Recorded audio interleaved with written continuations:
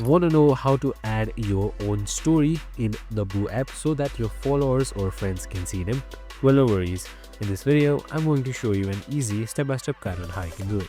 It's super simple and under 2 minutes, so let's get straight to it. Now, first things first, simply open up your Boo application, and once you have done that, you should be provided with this interface right here. So once you have done that, you should be provided with universes on the bottom right here. So make sure you are logged in as well before you can add stories. So we have also created a video on how to log in, so make sure to watch it. So once you have selected universes right here, right beside create, so you can just simply select universes. So once you have selected here, you should be seeing your sports and question of the day right here. So you can just simply select add your story by selecting this plus icon right here. That should be your story. Just simply select it.